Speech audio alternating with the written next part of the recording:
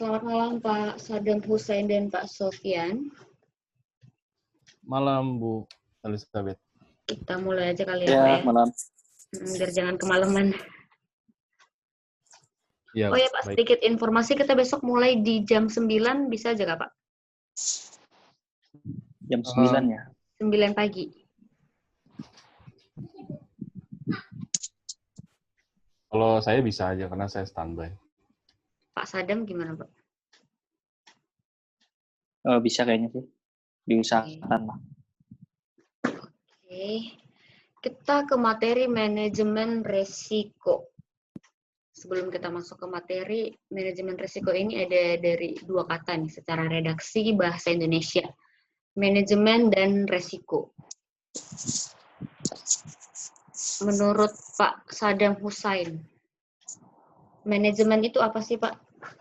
Silakan. Manajemen. Manajemen itu kayak apa ya? Yang memberi instruksi-instruksi kayak ya apa ya? Memberi instruksi untuk dilakukan yang sesuai prosedurnya gitulah. Menurut saya gitu. Memberi instruksi orangnya dong, manajer. Iya. Manajemennya maksudnya Mas. Pak Iya. Saddam.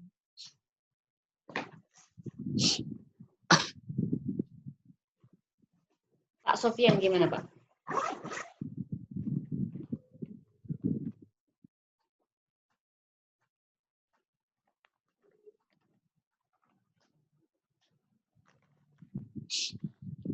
Sofyan monitor Pak.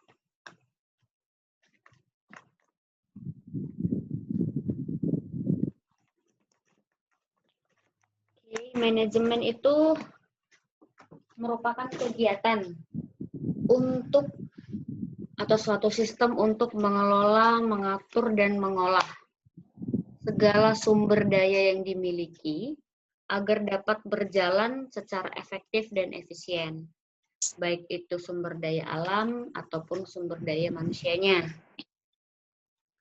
Nah, kalau risiko kemarin sudah kita bahas merupakan dampak atau akibat dari suatu potensi bahaya yang tidak dikendalikan. Jadi dari kedua redaksi kata itu, manajemen risiko berarti bagaimana kita dapat mengelola, mengatur segala sumber daya alam ataupun sumber daya manusia yang dimiliki agar tidak terjadi yang namanya dampak ataupun bagaimana caranya mengelola potensi-potensi bahaya agar tidak terjadi yang namanya kecelakaan kerja. Tujuan manajemen risiko yang pertama yaitu memberikan informasi berkaitan dengan kegiatan yang ada dalam manajemen risiko sesuai dengan tahapan-tahapannya. Jadi tahapan manajemen risiko itu ada beberapa yang nanti kita akan bahas di materi selanjutnya. Sasarannya menjelaskan pengertian dari manajemen risiko, menyebutkan tahapan-tahapan yang dilakukan dalam manajemen risiko, mulai dari persiapan, melakukan yang namanya identifikasi bahaya, melakukan penilaian risiko, melakukan yang namanya pengendalian, kemudian melakukan konsultasi dan komunikasi, dan terakhir melakukan tinjauan ulang manajemen. Yang keenam, melaksanakan kegiatan manajemen risiko di tempat kerja. Dan yang terakhir, mengendalikan risiko di tempat kerja dengan menggunakan prinsip manajemen risiko. Nah, prinsip manajemen risiko ini juga mengajarkan atau memberikan suatu arahan bahwa kita harus lebih dulu melakukan perbaikan segera untuk yang namanya risiko-risiko yang tinggi ataupun yang katastrofik dapat menyebabkan yang namanya fatality ataupun bencana.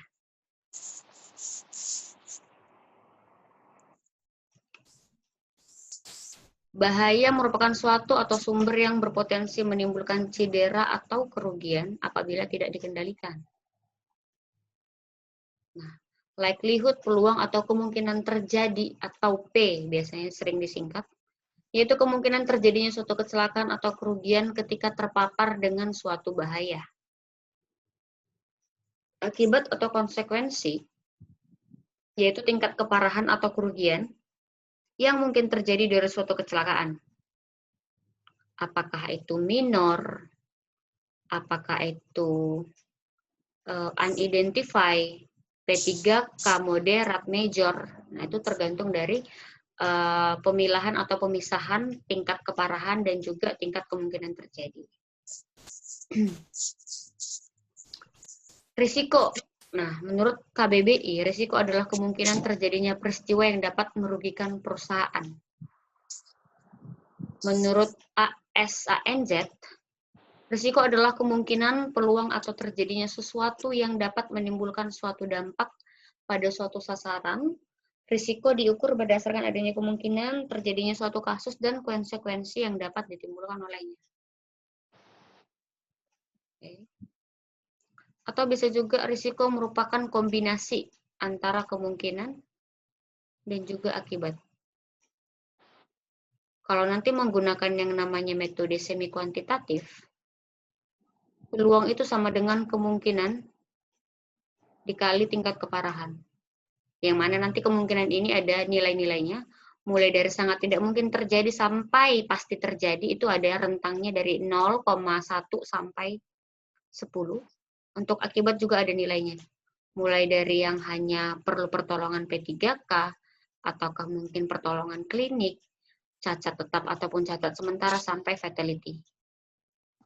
Ada nilainya. Untuk tahapan-tahapan manajemen risiko tadi, yang pertama ada yang namanya persiapan. Nah, persiapan disinilah kita mulai memilih tim yang akan melakukan kegiatan identifikasi bahaya, terus kemudian menentukan di mana aktivitas kita akan melakukan identifikasi bahaya, kemudian mengumpulkan semua dokumen-dokumen ataupun data-data yang harus digunakan. Entahkah itu mungkin form-form atau checklist-checklist tertentu.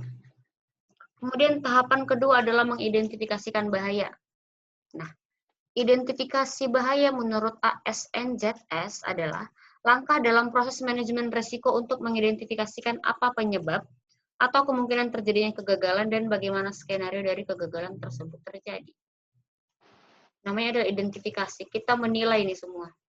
Kita harus bisa tahu apa-apa saja bahaya, namanya juga identitas. Ciri-ciri bahaya itu apa saja. Nah, ini tahapan pertama. Tahapan kedua, analisa risiko. Tahapan ketiga, evaluasi risiko.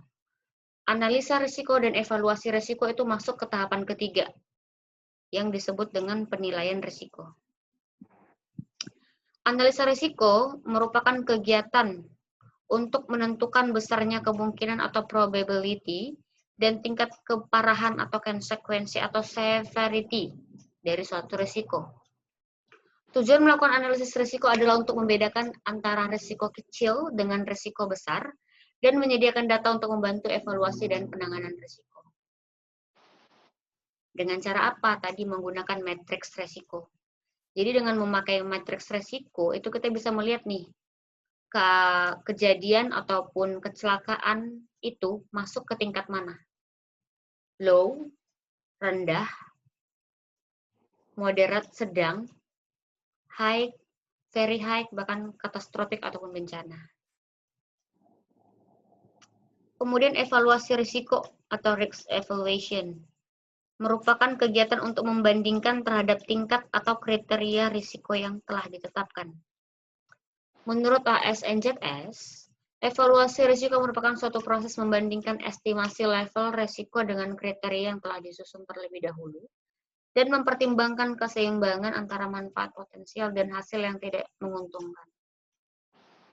Jadi di tahapan ini, seorang pengawas ataupun seorang ahli K3 umum ataupun ahli K3 muda pertambangan ataupun migas, semua yang ada terkaitan dengan K3 harus bisa menilai nantinya apakah potensi bahaya A dapat menghasilkan resiko di tingkat mana. Ketika tingkatnya adalah berada pada posisi alert atau very high atau catastrophic, nah itu perlu penanganan sesegera mungkin. Diberikan pengendalian, baru kemudian dapat dieksekusi atau dapat dilakukan pekerjaan tersebut.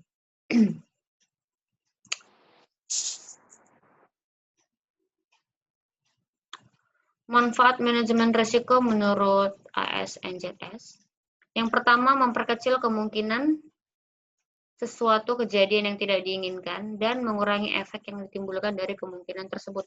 Nah, diharapkan setelah kita dapat belajar bagaimana memanajemen risiko, berarti kita dapat nih meramalkan, dapat memprediksi kira-kira ke depannya potensi bahaya ini masih sama nggak risiko yang ditimbulkannya setelah kita memberikan treatment atau memberikan pengendalian.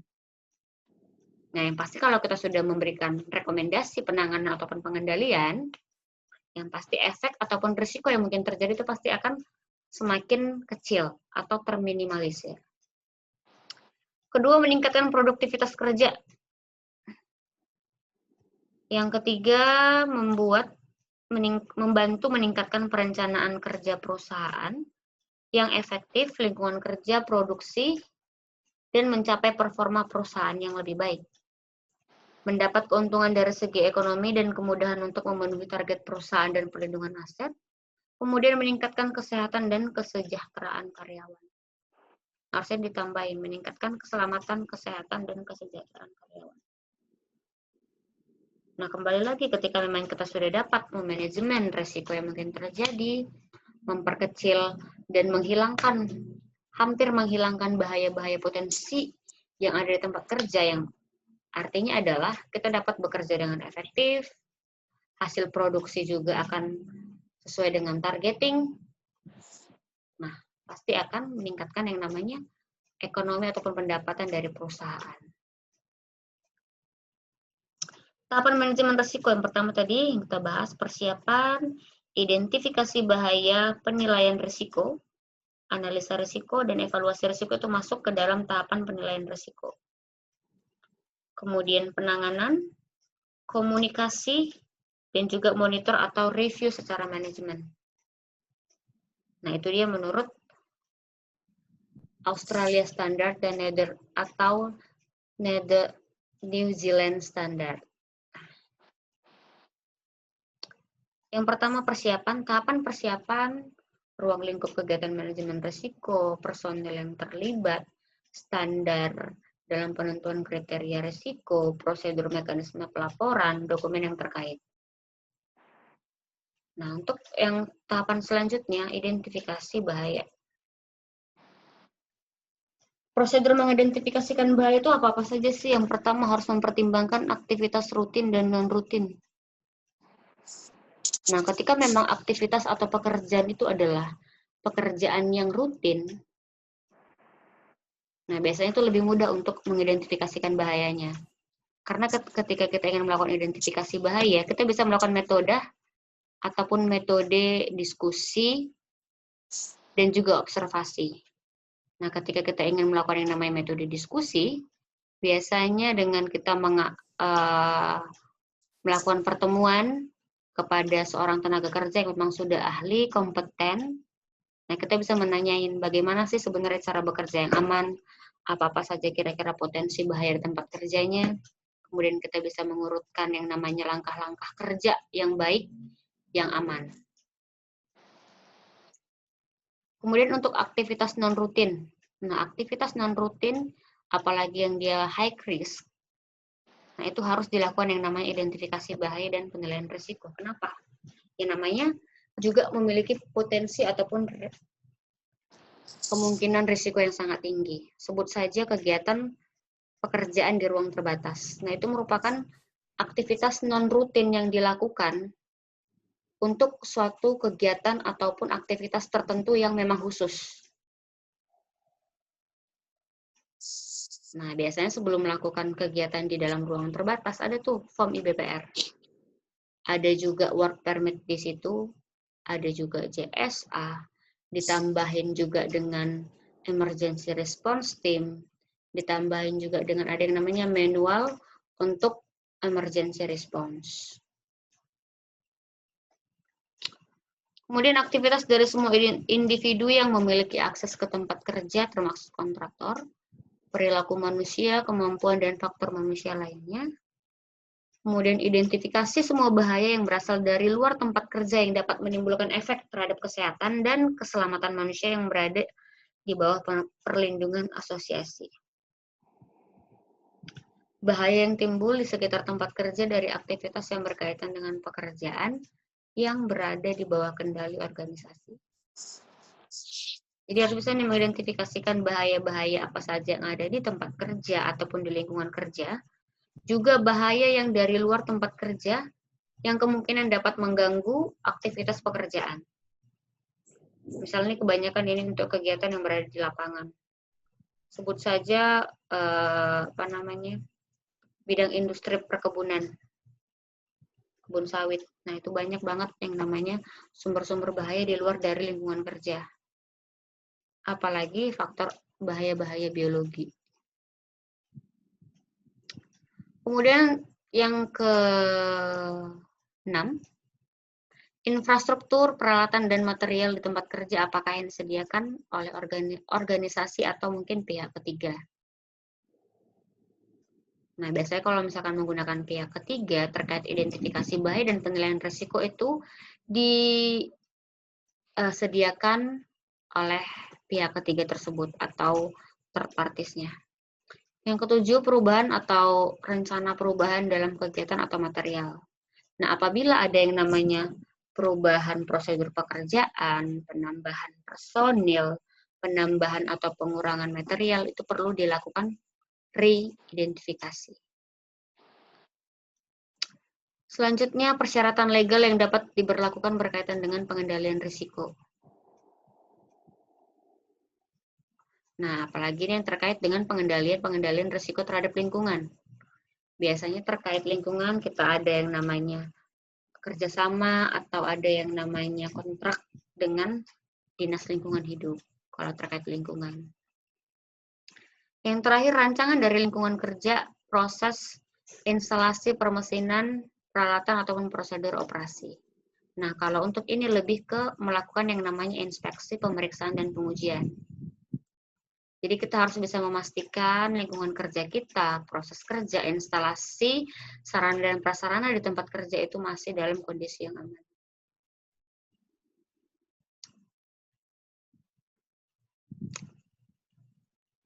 Ada 3 pertanyaan yang dapat dipakai sebagai panduan untuk mengidentifikasikan bahaya. Yang pertama, apakah ada sumber untuk menimbulkan cedera? Target apa saja yang terkena atau terpengaruh bahaya, dan bagaimana mekanisme cedera atau loss dapat terjadi? Contoh-contoh ataupun jenis dari sumber bahaya, yang pertama bisa dari mesin produksi, penggerak mula dan pompa, lift, pesawat angkat, konveyor, pesawat angkut, dan lain-lain. Jadi untuk sumber-sumber bahaya sendiri sudah kita bahas kemarin.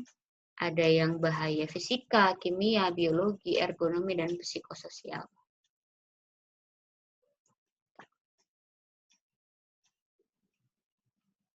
Oke. Untuk tipe-tipe kecelakaan bisa jadi terbentur, terpukul, pokoknya semua ter yang dapat menghasilkan kerugian.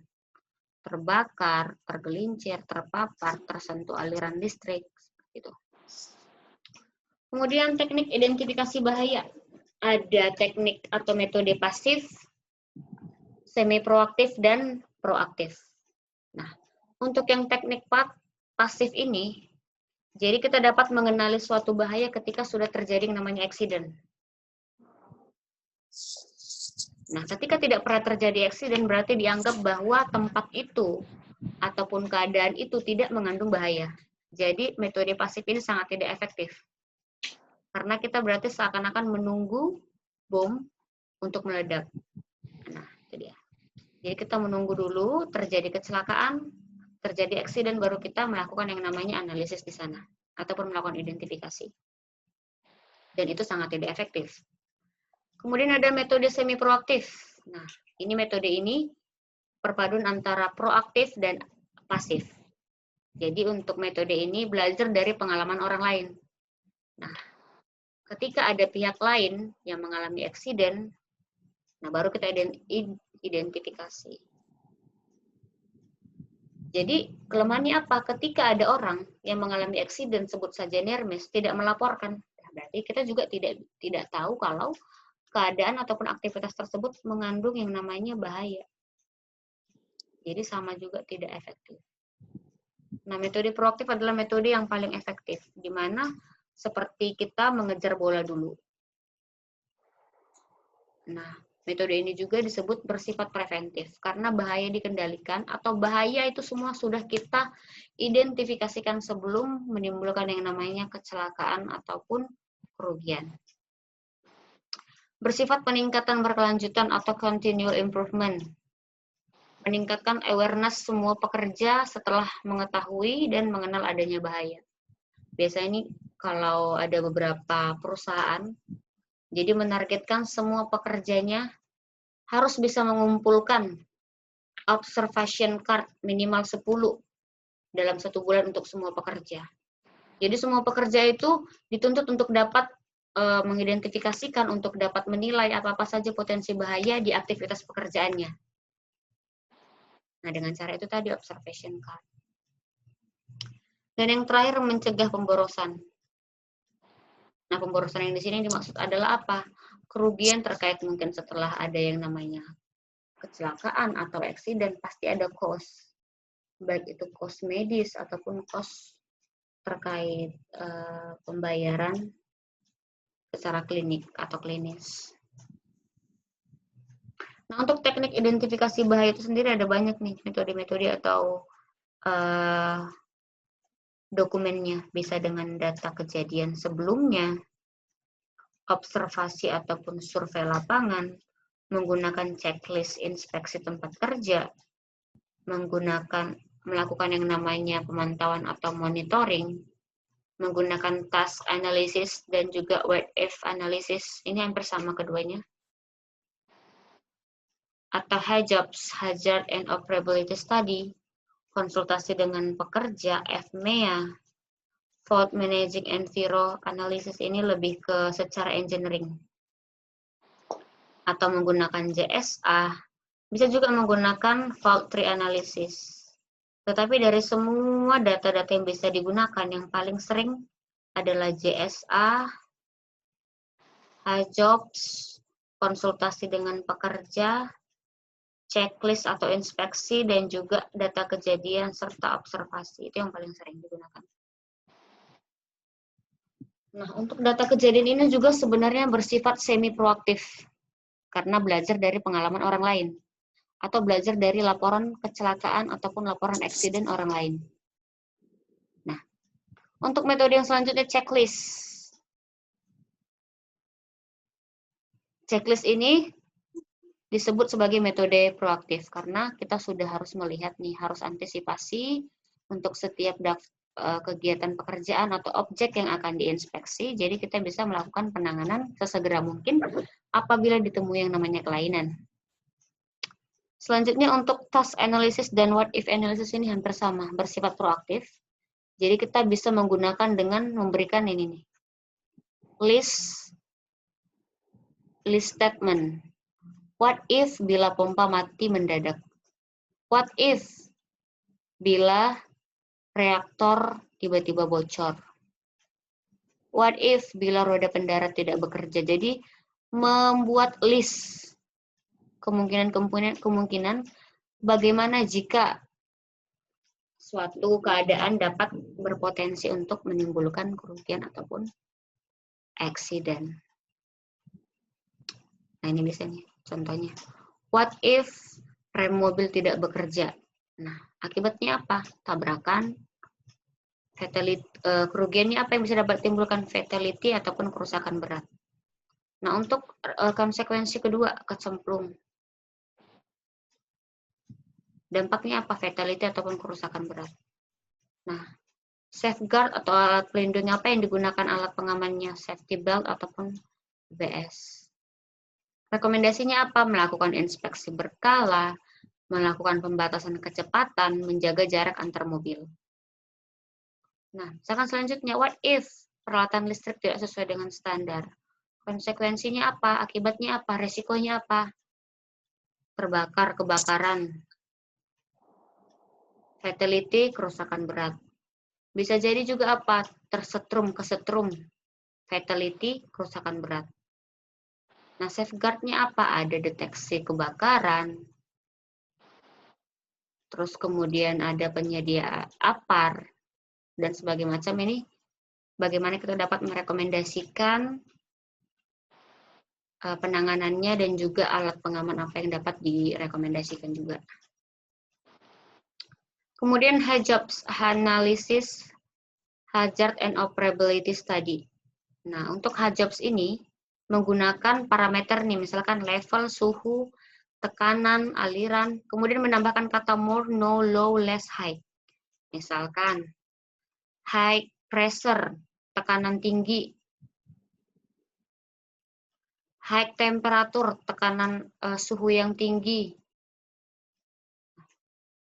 Dengan menggunakan kata bantu ini akan dapat mengidentifikasi potensi bahaya apa saja yang dapat terjadi dalam suatu proses. Contoh, high temperature. Apa penyebabnya? Ada yang namanya panas berlebih, overheating. Apa resikonya? Meledak. High pressure, tekanan tinggi. Apa potensi bahaya yang ada di situ? Kegagalan manometer dan juga safety valve. Nah, resikonya apa? Meledak. Kayak gitu. Kemudian ada FMEA. Ini merupakan teknik identifikasi yang digunakan pada peralatan atau sistem. Teknik ini mengidentifikasi apa saja kemungkinan kegagalan yang dapat terjadi, serta dampak yang mungkin ditimbulkan. Kemudian ada FTA, Fault Tree Analysis, teknik identifikasi yang berkaitan dengan proses. Dan yang terakhir ada JSA, teknik identifikasi bahaya dengan cara menguraikan pekerjaan menjadi tahapan-tahapan sederhana. Dan tiap tahapan tersebut dilakukan identifikasi bahaya yang mungkin terdapat di dalamnya dan memberikan rekomendasi penanganan.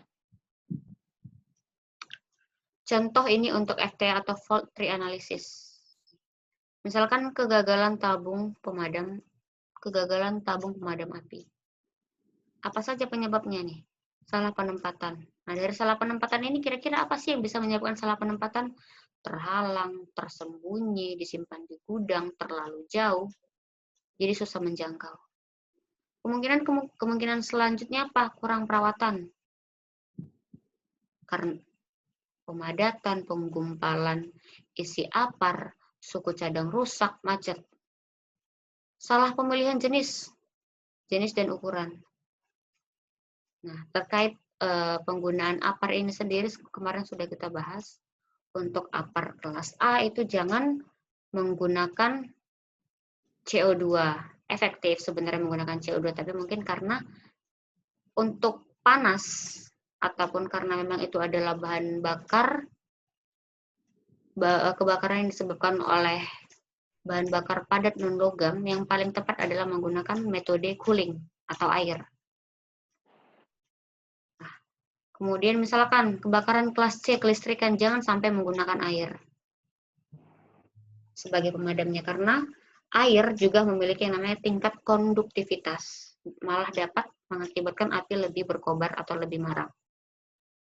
Selanjutnya terkait ukuran. Nah, biasanya untuk penggunaan di pekerjaan APAR yang paling sering itu adalah 6 kilo sampai 9 kilo. Ketika berada di lebih dari 6 ataupun 9 kilo itu sudah masuk ke APAP. Dan itu tidak dapat dipakai atau dipergunakan oleh satu orang, harus menggunakan bantuan orang lain. Terkait kebocoran, nah itu apa? Tabungnya kah, atau cartridge-nya, atau pressure gauge-nya, ring karet tabung, atau ring karet valve-nya. Kemudian karena menunda refill, mengumpulkan tabung kosong yang tidak ada isinya dan hanya menunggu PU. Jadi kalau fault tree analysis ini lebih kita bisa menganalisis proses-proses ini, apa sih penyebabnya? Nah, kegagalan tabung api penyebabnya tadi bisa jadi 1, 2, 3, 4, 5 kemungkinan ini. Nah, dari 5 kemungkinan ini sendiri ada lagi beberapa hal yang perlu dipertimbangkan. Nah, itu dia kalau menggunakan metode FTA atau fault tree analysis. Ini tadi udah checklist, CSA. Nah, selanjutnya menggunakan JSA. Job Safety Analysis atau analisis keselamatan pekerjaan. Nah, dasar pemikiran untuk penggunaan JSA adalah Setiap kecelakaan selalu ada penyebabnya. Setiap tugas dapat diuraikan ke dalam suatu urutan tahapan yang sederhana. Setiap tahap pekerjaan juga dapat dikenali bahayanya, dan setiap bahaya pada tahapan pekerjaan tersebut dapat diatasi. Nah, siapa yang melaksanakan dan paling bertanggung jawab untuk membuat JSA? Itu adalah pengawas. Atau dibantu juga dengan ahli K3 ataupun orang safety, HSE. Nah, secara teknikal yang mengerti pekerjaan di lapangan adalah pengawas lapangan, pengawas teknis. Nah, tugas dari HSE ataupun orang K3 adalah untuk dapat melihat rekomendasi yang telah diberikan sesuai dengan K3. Mengapa? Yang pertama, pengawaslah yang paling menguasai dan mempunyai kepentingan langsung dengan tiap pekerjaan yang menjadi tugas anak buahnya. Yang kedua, pengawas mempunyai kepentingan langsung untuk menyelamatkan anak buahnya, dan pengawaslah yang mempunyai catatan kecelakaan paling lengkap. Nah, langkah-langkah pembuatan JSA yang pertama, memilih pekerjaan. Menguraikannya menjadi langkah-langkah sederhana, kemudian mengidentifikasikan bahayanya, dan mengendalikan. Jadi ada 4 tahapan, memilih pekerjaan, menguraikan, identifikasikan bahaya, dan mengendalikan. Nah, tadi ketika melakukan yang namanya identifikasi bahaya itu perlu beberapa metode. Dapat menggunakan metode observasi dan diskusi, bisa juga dengan metode diskusi saja. Nah, ketika menggunakan metode observasi dan diskusi, kita bisa nih melakukan yang pertama kali adalah observasi. Kita harus melakukan seleksi pekerja yang kompeten. Kemudian kita beri penjelasan bagaimana bekerja secara aman dan baik sesuai dengan SOP, sesuai dengan standar yang ada. Kemudian kita observasi nih. Observasi setiap langkah pekerjaan yang dilakukannya. Kita melakukan pengamatan langsung. Nah, periksa dengan pekerja berarti di sini maksudnya adalah kita dapat melakukan pekerjaan itu misalnya sudah ada SOP-nya. Jadi tenaga kerja atau si pekerja ini kita suruh untuk melakukan pekerjaan sesuai dengan SOP yang ada. Untuk memeriksa apakah standar yang telah diberikan oleh perusahaan memang benar adanya dan tepat untuk menangani potensi bahaya yang ada di dalam pekerjaan tersebut. Kemudian ulang dengan pekerja lain untuk dapat memberikan compare. Yang selanjutnya identifikasikan potensi kerugian yang mungkin terjadi. Untuk melakukan yang namanya identifikasi bahaya, kita perlu mengidentifikasi tugas-tugas kritis terkait keparahan, kekerapan, atau keberulangan atau kemungkinan terjadi, peluang dan tugas baru. Biasanya untuk tugas baru, misalnya untuk ada pekerjaan di satu tempat yang baru, lokasi yang baru, dengan personil yang baru, itu perlu dibuatkan yang namanya JSA. Untuk orientasi. Identifikasi potensi kerugian terkait manusia, peralatan, material, dan lingkungan. Membuat pemeriksaan yang efektif, siapa, di mana, apa, mengapa, bagaimana. Biasanya menggunakan metode 5W tambah 1H.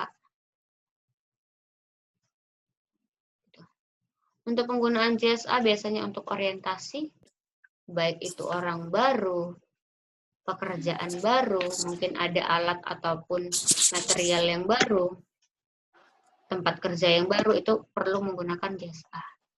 Untuk observasi, nih, observasi untuk kita melakukan identifikasi bahaya perlu JSA. Untuk safety talk, biasa sebelum mulai pekerjaan, pengawas akan memimpin suatu pertemuan K3 membicarakan tentang JSA. Bagaimana bekerja secara aman, nah menjelaskan juga potensi-potensi bahaya apa saja yang akan mungkin timbul ketika melakukan pekerjaan tersebut, dan apa atau bagaimana cara penanganan atau pengendaliannya. Kemudian untuk investigasi, apabila terjadi eksiden atau terjadi kasus-kasus tertentu, JSA diperlukan untuk melakukan investigasi.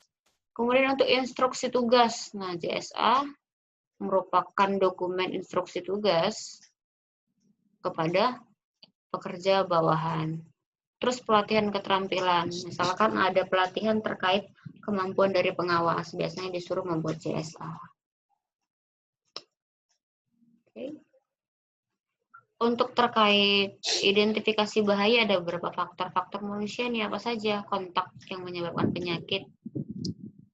Kontak yang menyebabkan penyakit ini misalkan apa? Ada tenaga kerja yang memiliki penyakit-penyakit bahaya menular. Atau mungkin ada tempat-tempat yang memiliki kuman atau virus apapun itu yang dapat menyebabkan penyakit apabila terjadi kontak langsung. Terjepit, terjatuh, terbentur, tindakan yang menurunkan produksi, kualitas, dan safety. Faktor peralatan nih, bahaya yang ditimbulkannya apa, kondisi kedaruratan yang mungkin terjadi, kerugian K3, produksi dan kualitas. Faktor material, nih bahaya kimia yang terpapar, masalah yang spesifik dari suatu penanganan atau handling bahan kimia, dan juga kerugian K3 yang mungkin terjadi. Faktor lingkungan, terkait masalah tata geria ataupun housekeeping, 5R, kebisingan, penerangan, temperatur, ventilasi, radiasi, pokoknya semua iklim kerja. Nah, faktor biaya dan manusia. Nah, bagaimana nih faktor biaya dan manusia untuk memberikan pelatihan yang lebih baik, untuk menghasilkan orang ataupun pekerja yang lebih baik, untuk memberikan motivasi yang lebih baik, itu perlu yang namanya cost. Nah, sama juga dengan biaya peralatan, biaya material, biaya lingkungan, produksi dan manusia, produksi dan peralatan. Nah, ini semua memiliki hubungan yang lurus, tegak lurus, yang searah, selurus gitu. Semakin tinggi safety, keselamatan terkait K3, maka lingkungan juga akan semakin dapat dilindungi. Semakin tinggi biaya yang dikeluarkan, nah diharapkan terkait K3, safety, terkait manusia ataupun pekerja itu juga dapat mengalami yang namanya inflasi ataupun peningkatan. Manfaat penggunaan JSA yang pertama, meningkatkan kesadaran dan pemahaman pekerja, dapat mengidentifikasi dan menganalisa semua masalah-masalah, ya khususnya K3, membangun penyelesaian masalah, menstimulasikan diterimanya kebijakan, peraturan, dan prosedur, meningkatkan safety, dan memperbaiki kualitas. Ini contoh dari JSA. Biasanya di JSA itu ada perusahaan, nama perusahaan, terus jenis pekerjaannya apa, lokasinya di mana, tanggal dikeluarkannya kapan, disetujui oleh siapa, siapa nama pengawasnya, terus jabatannya apa, paraf, kemudian nama yang melakukan kegiatan identifikasi, APD apa saja yang diwajibkan, kondisi lingkungan saat itu seperti apa, langkah kerja, potensi bahaya, dan rekomendasi.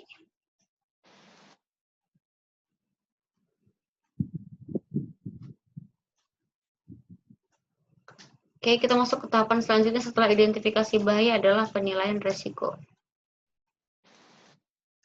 Acuan dalam penilaian resiko adalah yang pertama, informasi tentang suatu aktivitas, tindakan pengendalian resiko yang telah ada, peralatan atau mesin yang digunakan untuk melakukan aktivitas, dan bahan yang dipakai, serta sifat-sifatnya, atau MSDS. Material Safety Data Sheet, atau lembar data keselamatan bahan, LDKB. Acuan dalam penilaian risiko yang pertama, data statistik kecelakaan atau PAK yang telah ada sebelumnya. Hasil studi atau survei, literatur ataupun referensi, studi banding, dan penilaian pihak spesialis atau tenaga ahli. Untuk analisa risiko ini ada 3 cara, kualitatif, semi kuantitatif, dan kuantitatif. Nah, ini dia yang kualitatif. Menggunakan matriks resiko. Kualitatif maksudnya dia tidak menggunakan angka di dalam, tetapi ketika melakukan deskripsi ada angkanya. Misalkan likelihood atau of occurrence, very unlikely, unlikely, possible, and probable. Nah, very unlikely ini sangat tidak mungkin terjadi, mungkin terjadi, kemungkinannya ada, mungkin, dan sangat mungkin terjadi. Jadi sangat tidak mungkin, mungkin, sangat mungkin. Nah, untuk tingkat keparahan, minor, moderat, serius, dan major. Nah, minor itu apa? Tidak ada luka-luka, mungkin hanya dengan P3K saja. Moderat itu apa? Ada yang namanya waktu hilang atau lost time injury. Serius itu yang seperti apa? Ada cacat, baik itu cacat permanen ataupun cacat sementara. Major itu apa? Yang fatality. Nah, jadi setelah dinilai nih, untuk sangat tidak mungkin terjadi, dan P3 itu masih dalam warna hijau, care atau low lah dibilang, low. Nah, berarti kegiatan ini masih dapat dilakukan. Tidak perlu treatment atau pengendalian apapun, karena memang sudah ada yang namanya maintenance ataupun pemeliharaan yang terjadwal. Kemudian nih ketika pada posisi si kuning caution, nah perlu yang namanya pengendalian, tetapi tidak perlu dijadwalkan saat itu juga. Nah, untuk alert ini tidak dapat dilakukan, tetapi harus menjadwalkan. Nah, untuk alarm benar-benar tidak dapat dilakukan, harus dilakukan perbaikan segera dulu. Ketika nanti setelah diturunkan resiko yang mungkin terjadi, baru dapat dieksekusi.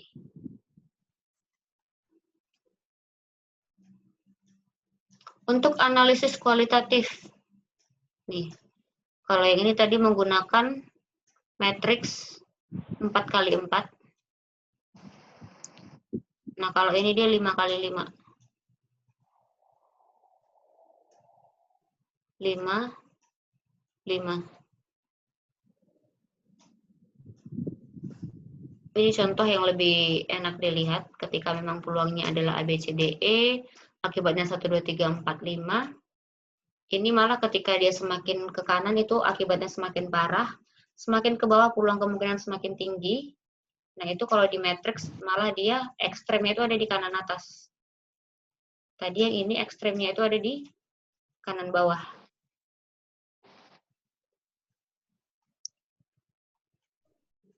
Hasilnya adalah ini, low, moderate, high, and extreme. M itu bukan medium kan, Bu? Bisa Moderate. medium, bisa moderat. Oh. Tergantung dari ya apa sih penyebutan redaksi di perusahaan masing-masing. Ini biasanya ada di tabel IBPR, di form IBPR di bawah tuh biasanya ada. Ketika dia berada pada level ekstrim, memerlukan penanganan sesegera mungkin, as soon as possible. High risk, memerlukan perhatian manajemen, penjadwalan tindakan, perbaikan secepatnya. Nah, kalau moderat, ini dapat dilakukan, tetapi penjadwalan dapat dijadwalkan nanti, nggak harus saat itu juga. Nah, kalau low risk, kendalikan dengan prosedur rutin, ya dengan SOP yang ada. Kayak gitu. Ini nih contohnya, kebaca nggak Bapak-Bapak sekalian? Kebaca. Nih, misalkan untuk kegiatan pekerjaan di ruang terbatas. Sebut saja mungkin akan memasuki yang namanya sumur atau masuk ke dalam turbin. Kita identifikasi nih. Identifikasi kegiatan yang pertama, kekurangan oksigen saat bekerja dalam ruangan tertutup. Akibatnya mungkin terjadi apa? 5. Nah, 5 itu apa tuh 5? Ini 5. Kematian ataupun kerugian materi yang sangat besar. Atau bencana atau fatality. Jadi akibatnya. Peluang terjadinya itu A. A itu apa? Hampir pasti akan terjadi. Atau almost certain. Kalau misalnya kita lihat nih 5. Dan hampir pasti terjadi, itu berada di tabel E, ekstrim. Nah, kalau ekstrim itu nggak bisa dilakukan saat itu juga. Perlu pengendalian yang segera. pengendalian segera apa yang bisa dilakukan, ya, apa yang bisa direkomendasikan? Melakukan pengukuran kadar oksigen di dalam ruangan dan memberikan suplai udara tambahan melalui blower. Saat bekerja dipastikan lubang bukaan terbuka dan ditemani oleh rekan kerja. Ataupun mungkin bisa ditambahin dengan menggunakan SCBA, perlengkapan SCBA ketika melakukan pekerjaan. Diharapkan nih, setelah melakukan ketiga tahapan rekomendasi tadi, ada yang namanya residu sisa turun sampai ke low. Nah, ketika dia udah nyampe di low, itu udah dapat dieksekusi pekerjaan. Jadi untuk di awal itu perlu identifikasi semua kegiatan-kegiatan apapun itu.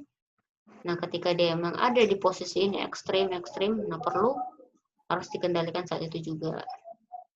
Sebelum kegiatan tersebut dilaksanakan atau dilakukan. Nah, karena ini case-nya adalah bekerja di ruang terbatas. Nah, untuk ruang terbatas sendiri merupakan kegiatan non-rutin. Nah, untuk kegiatan non-rutin biasanya perlu lagi dokumen izin kerja ataupun work permit. Ada work permit yang di belakangnya dilampirkan JSA, kemudian Emergency Response Team, dan juga manual toolbox, checklist toolbox.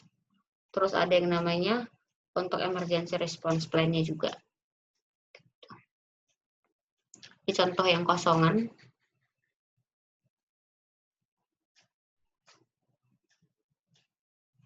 Ini juga contohnya. Nah, selanjutnya setelah melakukan yang namanya selanjutnya ada analisa semi kuantitatif. Metode ini pada prinsipnya hampir sama dengan metode analisa kualitatif. Perbedaannya pada metode ini uraian deskripsi dinyatakan dengan nilai atau skor tertentu. Nih. Jadi si yang di awal tadi untuk metode kualitatif hanya menggunakan angka hanya menggunakan kode-kode tertentu 1 2 3 4 5 A B C D E. Nah, untuk di semi kuantitatif ini ada nilainya. Nih. Ketika dia berada pada kriteria hampir terjadi atau almost certain, nilainya adalah 10. Nah, yang paling rendah itu 0,1. Kalau misalkan tadi di kualitatif itu hanya 1 2 3 4 5. Nah, ini ada 10, 6, 3, 1, 0,5, 0,1. Kemudian untuk akibatnya, nih.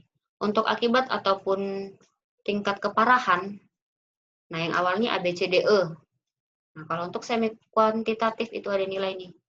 Untuk fatality, katastrofik itu nilai 100, yang hanya P3K itu 1. Nah, jadi ketika menggunakan metode semi kuantitatif, risiko sama dengan peluang dikali pemaparan dikali akibat. Misalkan, peluang terjadinya itu hampir pasti 10. Terus pemaparannya itu sering, 6. Dan dapat mengakibatkan yang namanya fatality, 40. 10 kali 6, 60 kali 40, 240. Nah, kita lihat nih di sini. Ketika berada pada di atas 400, risiko sangat tinggi, lakukan penghentian kegiatan segera. 200 sampai 400 risiko tinggi, tindakan perbaikan segera. 70 sampai 200 risiko penting.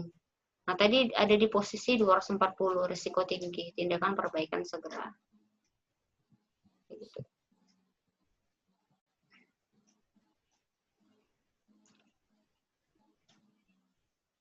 Selanjutnya analisis kuantitatif sama dengan semi kuantitatif tadi, dan juga ada nilainya nih.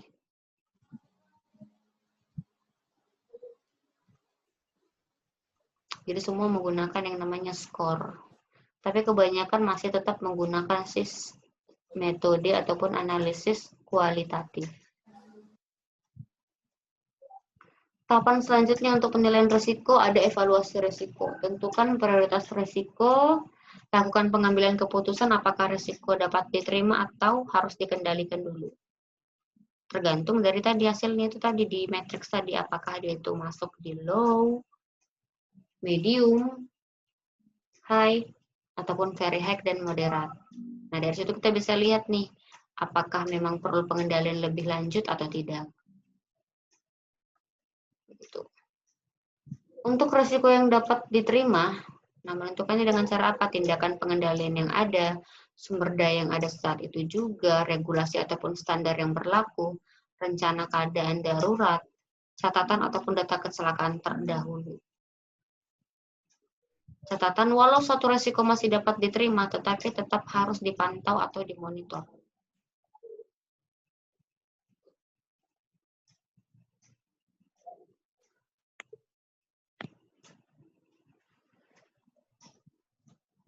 Nah, tahapan terakhir, penanganan risiko. Nah, penanganan risiko, apabila risiko tersebut tidak bisa diterima, maka organisasi harus menetapkan bagaimana risiko tersebut dapat ditangani. Apabila risiko dapat diterima, maka organisasi perlu memastikan bahwa monitoring terus dilakukan terhadap risiko tersebut. Penanganan risiko itu hindari risiko, kurangi atau minimalisirkan risiko, transfer risiko, ataupun terima risiko itu. Nah, untuk hierarki pengendalian, kembali lagi ada eliminasi, substitusi, rekayasa engineering, pengendalian administratif, dan APD. Nah, yang paling sering itu biasanya kedua ini minimal, seminimal-minimal mungkin harus ada. Pengendalian administratif dan juga APD. Eliminasi menghilangkan suatu bahan, tahapan, proses yang berbahaya. Substitusi menggantikan tahapan, proses yang berbahaya menjadi sesuatu yang tidak berbahaya, menjadi tahapan ataupun proses yang lebih aman dan tidak berbahaya. Rekayasa teknik, kegiatan memasang alat pelindung, memasang general ataupun local ventilation. Pokoknya melakukan kegiatan-kegiatan secara teknis untuk meminimalisir yang namanya bahaya yang ada di proses kerja ataupun tahapan pekerjaan.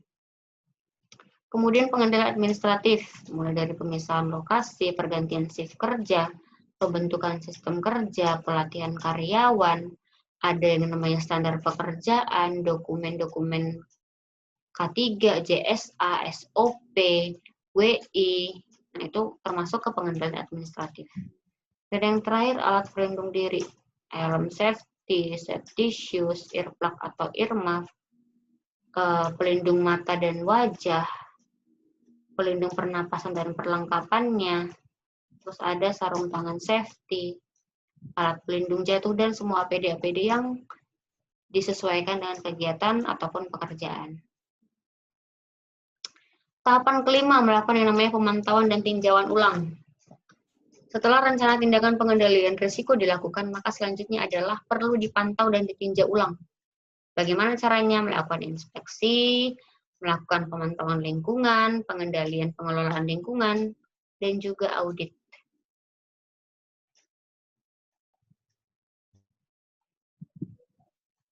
Selanjutnya apa? Melakukan komunikasi dan konsultasi.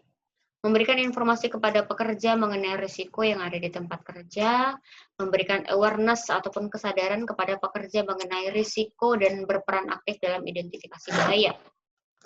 Dan terakhir, memastikan pekerja memahami dan menerima strategi pengendalian yang ditetapkan. Nah, ketika melakukan yang namanya sistem manajemen risiko ini sendiri, secara tidak langsung juga mengikuti yang namanya sistem manajemen K3. Sistem manajemen K3 ini merupakan suatu sistem manajemen untuk mengatur dan mengelola K3, keselamatan dan kesehatan kerja di tempat kerja. Jadi ada standar, ada satu prosedur, ada aturan untuk mencapai yang namanya keselamatan dan kesehatan kerja. Mulai dari identifikasi bahaya, melakukan analisa, melakukan penilaian, melakukan mitigasi ataupun penanganan, pemantauan, sampai review risiko. Kira-kira sampai di situ ada yang didiskusikan?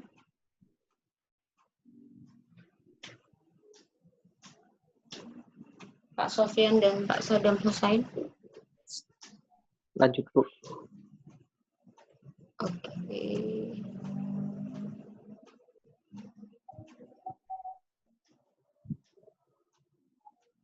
Untuk APD, ya alat pelindung diri merupakan pengendalian hierarki kontrol yang terakhir, yang mana ditujukan untuk dapat melindungi sebagian ataupun keseluruhan tubuh dari si pekerja.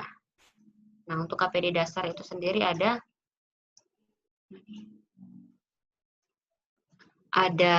safety shoes atau pelindung kaki,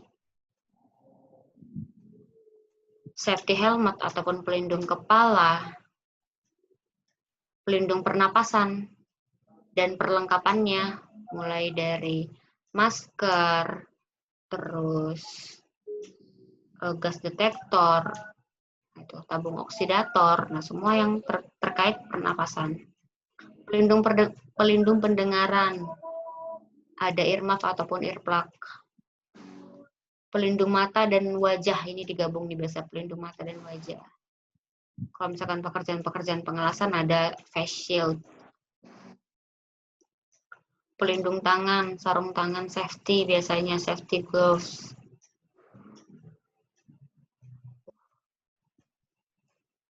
Untuk jenis-jenis sarung tangan ini ada sarung tangan katun kombinasi kulit. Sarung tangan biasa, ada sarung tangan kulit, sarung tangan anti gores, sarung tangan karet. Nah, harus disesuaikan dengan kegiatan pekerjaan. Terus ada sabuk pengaman atau safety belt atau body harness untuk kegiatan pekerjaan ketinggian.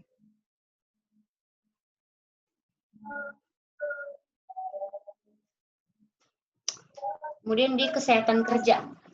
Nah, kesehatan kerja merupakan bagaimana tingkat derajat sehat si pekerja, baik itu secara psikis, kejiwaan, dan secara fisik atau raganya. Latar belakang, tenaga kerja merupakan aset berharga sebagai faktor utama dalam meningkatkan produktivitas dan kinerja perusahaan.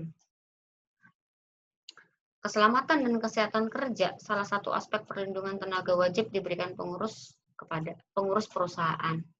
Contohnya apa? Dengan memberikan yang namanya asuransi, baik itu asuransi swasta ataupun asuransi negeri, yang mana sekarang disebut Jamsostek. BP Jamsostek, jaminan sosial tenaga kerjaan. Okay. Adanya sumber bahaya di setiap tempat kerja mempengaruhi kesehatan dan keselamatan pekerja. Contoh mesin, pesawat, alat kerja ataupun prasarana di tempat kerja. Bahan-bahan pekerjaan, lingkungan kerja, sifat pekerjaan, cara kerja, dan proses kerja. Perlindungan K3 wajib dilaksanakan sesuai dengan pasal 3 Undang-Undang 170. Nah, yang mana pemenuhan syarat-syarat keselamatan dan kesehatan kerja.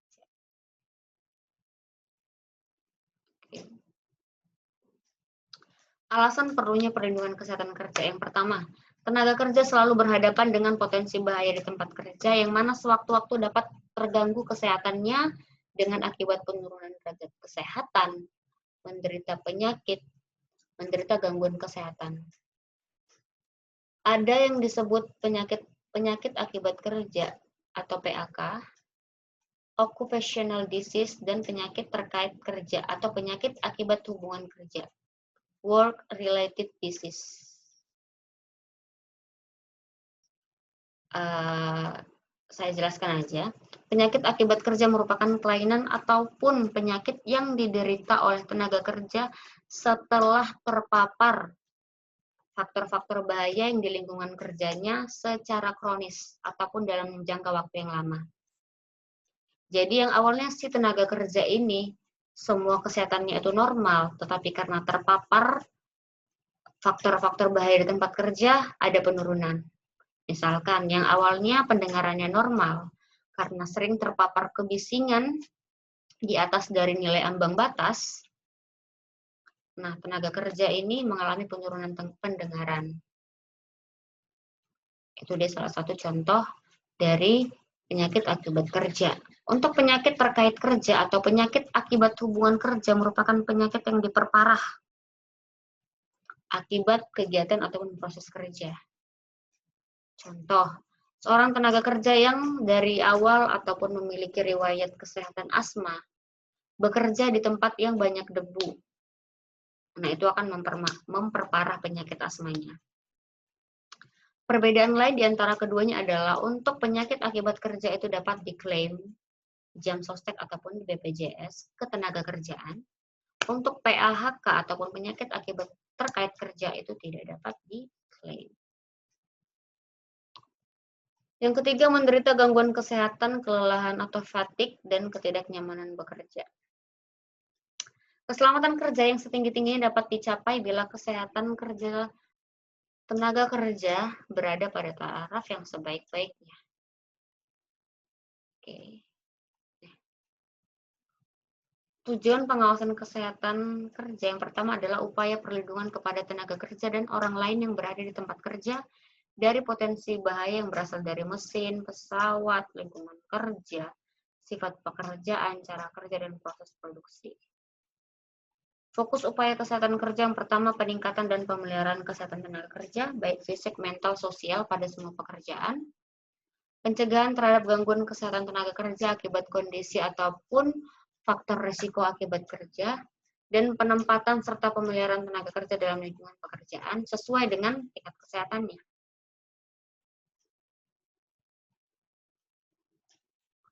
Faktor bahaya di lingkungan kerja ada tadi manusia, proses kerja, media kerja, mesin. Nah, untuk potensi bahaya itu ada fisika, biologis, kimia, dan ergonomi.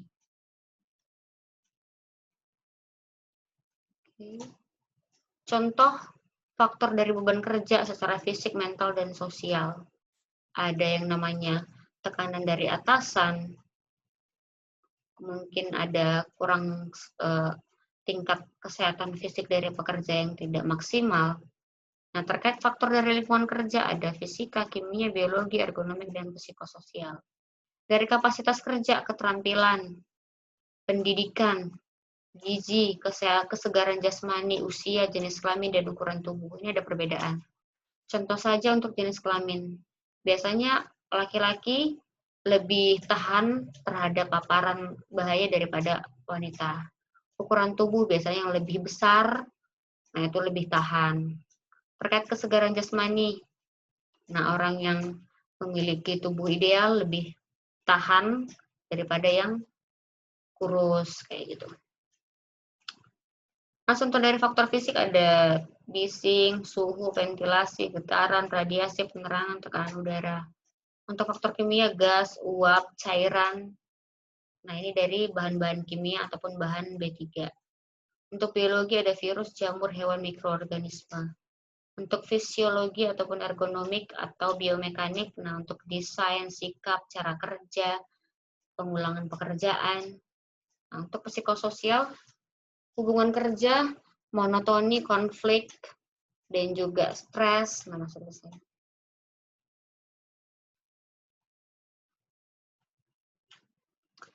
Untuk menghindari terjadinya kecelakaan dan gangguan kesehatan, para pekerja dan selalu dalam keadaan sehat dan produktif perlu dilakukan upaya optimalisasi beban kerja, pengendalian lingkungan kerja, dan peningkatan kapasitas kerja. Ini adalah landasan hukumnya, nanti bisa dibaca saja sendiri.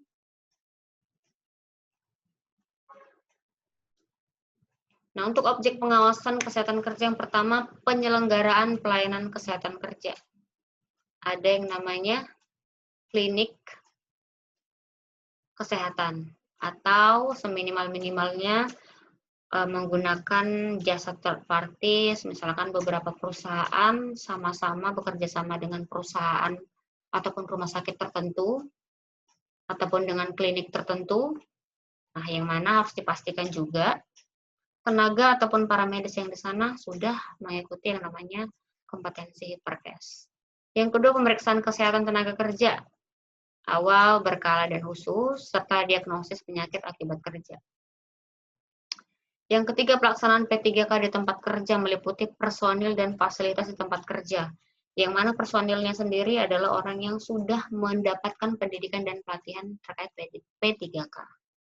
Untuk fasilitas kotak P3K ada yang kelas A, B, dan C. Itu untuk A 25 orang, B 50 orang, dan C itu 100 orang. Kemudian yang keempat, gizi kerja dan penyelenggaraan makanan bagi tenaga kerja. Untuk kantin dan perusahaan catering apabila menggunakan jasa catering harus dipantau juga apakah gizi kerja karyawan sudah tercukupi. Yang kelima terkait personil bidang kesehatan kerja, ada dokter perusahaan, dokter pemeriksa tenaga kerja, para medis perusahaan, petugas dan pengelola perusahaan catering, serta petugas P3K. Terus yang selanjutnya ada program pencegahan dan penanggulangan penyakit HIV, AIDS, dan P4GN atau penyalahgunaan narkoba. Selanjutnya, usaha kesehatan itu bertujuan untuk memberikan bantuan kepada tenaga kerja dalam penyesuaian diri dengan pekerjaannya, melindungi tenaga kerja terhadap setiap gangguan kesehatan yang timbul dari pekerjaan ataupun lingkungan kerja, meningkatkan kesehatan badan, kondisi mental dan kemampuan fisik tenaga kerja, juga memberikan pengobatan dan perawatan serta rehabilitasi bagi tenaga kerja yang sakit.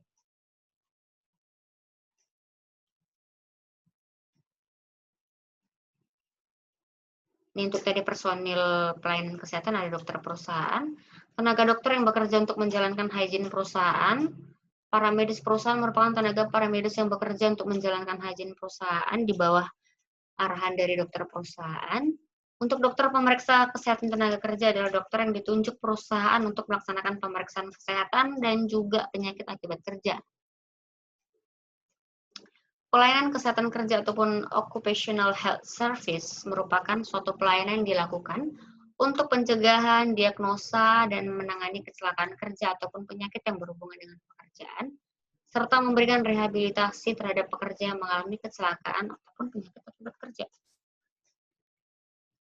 Nah, ini tugas pokok pelayanan kesehatan kerja, pemeriksaan kesehatan tenaga kerja, pembinaan dan pengawasan atau penyesuaian pekerjaan terhadap tenaga kerja, pembinaan terhadap lingkungan kerja, sanitasi, perlengkapan kesehatan, pengobatan terhadap penyakit umum dan penyakit akibat kerja, P3K, pendidikan dan pelatihan untuk petugas P3K, dan lain sebagainya.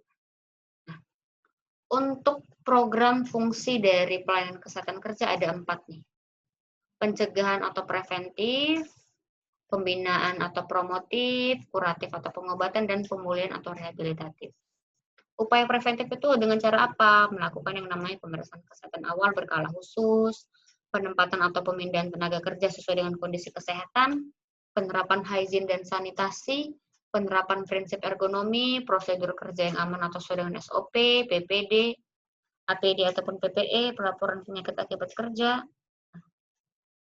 Untuk upaya promotif apa? Memberikan pendidikan dan pelatihan, melakukan safety talk, olahraga ataupun senam mingguan, program bebas rokok, bahan KIE, komunikasi, informasi, dan edukasi terkait kesehatan kerja. Upaya kuratif atau pengobatan seperti apa? Pemberian P3K, pengobatan, perawatan tenaga kerja yang sakit, operasi. Untuk upaya rehabilitatif atau pemulihan ini apa? Pemberian protes dan ortos. Contoh, pemberian tangan palsu dan kaki palsu, melakukan yang namanya fisioterapi, konsultasi psikologis. Nah, ini untuk syarat-syarat penyelenggaraan kesehatan, pelayanan kesehatan kerja. Nanti bisa dibaca masing-masing saja. Ini untuk syarat dokter. Syarat dokter adalah yang sudah memiliki SKP, dokter pemeriksa kesehatan tenaga kerja dari Dirjen Binwasnaker. Dan juga harus sudah Hiperkes. Ini untuk sarana penyelenggaraan. Untuk sarana dasar itu harus ada ruangan, ruang tunggu, ruang periksa, ruang lemari obat, kamar mandi, dan WC. Untuk perlengkapan medis ini dapat dilihat nanti di sini. Sarana penunjangnya juga ada.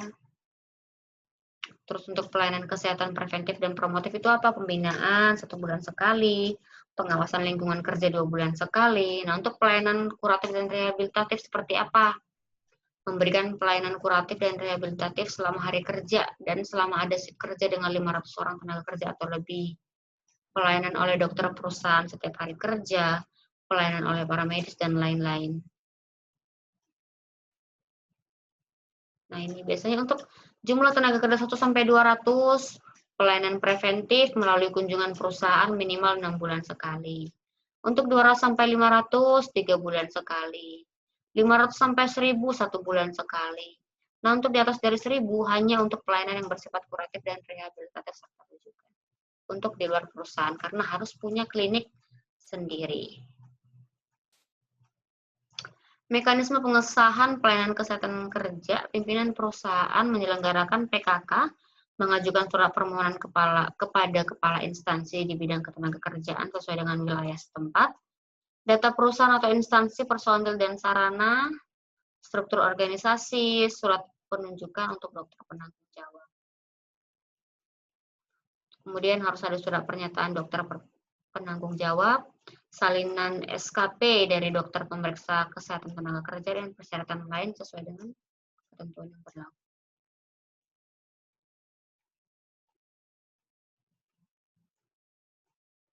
Kemudian pelaporan dan keterangan dalam pelayanan kesehatan kerja.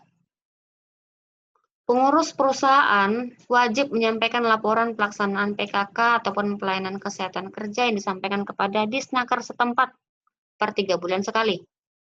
Dokter dan tenaga kesehatan wajib memberikan keterangan-keterangan tentang pelaksanaan kesehatan kerja kepada pegawai pengawas apabila dimintai atau apabila diperlukan. Jenis pelaporan yang harus dilaporin itu meliputi jumlah kunjungan pasien yang berobat, kemudian data kecelakaan kerja apa saja, laporan hasil pemeriksaan kesehatan tenaga kerja seperti apa, laporan hasil pemantauan pengukuran lingkungan, hasil kegiatan kesehatan kerja lain. Nah, ini untuk dasar hukum terkait pemeriksaan kesehatan tenaga kerja ada di Permen 2 1980, Undang-Undang 170, Permen 3 1982. Kemudian terkait pemeriksaan kesehatan tenaga kerja meliputi 2 kebutuhan, mendiagnosa dan memberikan terapi bagi yang menderita penyakit umum, melakukan pencegahan dan mendiagnosa penyakit akibat kerja. Dan tadi pemeriksaan kesehatan ada awal, berkala, dan khusus. Kira-kira sampai di situ ada yang didiskusikan? Pak Sofian dan Pak Saddam Hussein? Nggak ada, Bu. Aman. Oke. Kalau tidak ada, saya kasih tugas aja ya, Pak. Tugas yang kemarin seperti cuman Pak Saddam ini yang udah selesai. Pak Sofian belum dikumpul ya, Pak? Belum ya, Bu. Rangkuman dari yang kemarin tuh ya, Bu ya? Oke. Kan itu kan banyak tuh ya, ada berapa halaman ya? Rangkumannya nggak usah banyak-banyak, Pak. Misalnya Undang-Undang 170 itu isinya apa saja sih? Misal terkait pemeriksaan kesehatan, harus apa-apa saja, berkala, awal, dan khusus. Kemudian kewajiban dari tenaga kerja apa? Harus menggunakan APD yang telah diwajibkan ini sebagai macam. Oh iya. Gitu-gitu sih, Pak. Nggak usah yang terlalu panjang-panjang, yang ringkas-ringkas aja. Oh, saya kira, makanya saya lihat banyak betul nih bab 1 apa-apa gitu. Nggak usah sampai kayak gitu, Pak. Yang secara singkatnya aja. Setengah-setengah halaman lah, setengah lembar. Oh, tapi dari di pasal 1 itu aja gitu ya? Di Undang-Undang nomor 1, semuanya? Semua, tapi nggak usah panjang-panjang, Pak. Singkat aja, yang pasti dapat mencerminkan, merangkum dari semua itu. Oh, siap-siap. Oke, tugasnya itu adalah setiap peserta membuat JSA. Ditulis tangan. Jadi biar kita samakan persepsi. Yang pertama itu harus memilih satu pekerjaan, memilih aktivitas atau pekerjaan tertentu satu, kemudian dibuatkan 4 kolom. Kolom pertama itu adalah langkah kerja. Kolom kedua potensi bahayanya apa. Kolom ketiga risikonya apa, dan kolom keempat itu adalah pengendalian.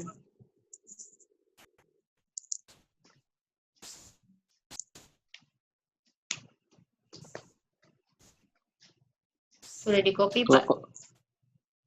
Kolom keempat itu sama aja ya, penanganannya gitu ya, Bu? Penanganan atau pengendalian. Harus ditulis tangan ya, Pak? Oke. Kalau yang kemarin resume boleh diketik. Nah, kalau ini harus tulis tangan. Nggak perlu Siap. pakai kop surat, nggak perlu misalkan nih departemen terkait, anggota itu nggak usah. Jadi yang paling atas itu judul aktivitas pekerjaan, terus langsung masuk ke tabel langkah-langkah kerja 1, 2, 3, 4 sampai berapa, sederhana saja 4 sampai 5 langkah kerja. Kemudian potensi bahaya apa saja yang kemungkinan ada untuk langkah kerja tersebut, resikonya apa, dan pengendalian atau penanganannya. Bebas ya Bu ya, pekerjaannya apa ya? Bebas. Diusahakan yang sudah pernah dilakukan. Jadi biar lebih gampang untuk mengidentifikasikan bahayanya. Tapi kalau kegiatan yang pernah dilakukan kan mungkin agak berbeda. Misalnya punya saya sama punya Sadam, karena jenis kegiatan yang berbeda ya Bu. Iya, Kalau pasti kita berbeda, Pak. maksudnya gini, ke langkah kerja yang umum aja, misalnya mengganti lampu atau mengganti ban, artinya kita bisa saling mengoreksi apa ada langkah yang perlu ditambah preventifnya atau gimana? Karena nanti ketika asesmen, aktivitas yang pernah Bapak lakukan yang ditanya, Pak. Oh, siap. Jadi, maksudnya biar belajar aja dari sekarang, nanti kita bahas sama-sama gitu, Pak. Di pertemuan selanjutnya, besok. Okay. Besok nggak keburu ya. Jadi gini, Pak, untuk pre-assessment, sepertinya nggak bakalan sempat besok pagi. Kita kan kelas jam 9 tuh. Nah, untuk pre-assessment, kita masuk jam 9, pre-assessment-nya malam di jam 8, aman nggak, Pak? Lagi ada pre-assessment jam 8 malam. Aman aja. Kalau saya sih ya aman aja masih. Belum ada schedule juga. Bisa aja sih saya, Bu. Oke, jadi kita kelas untuk online-nya itu jam 9 sampai mungkin 11, jam 11. Terus pre-assessment-nya di malam hari jam 8.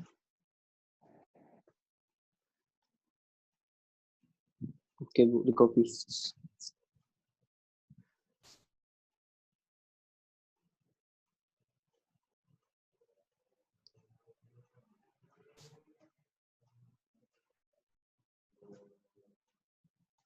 Oke, kalau begitu, kalau tidak ada lagi yang didiskusikan, pertemuan kita hari ini, malam ini, sampai di sini. Terima kasih atas partisipasinya kepada Pak Sofyan dan Pak Sadam Husain. Kita bertemu besok pagi di pukul 9. Selamat malam, sudah boleh lift dari ruangan ini, Pak. Oke, Bu. Ya, Bu, terima kasih. Selamat malam, Bu. Selamat malam, Pak Sadam dan Pak Sofyan.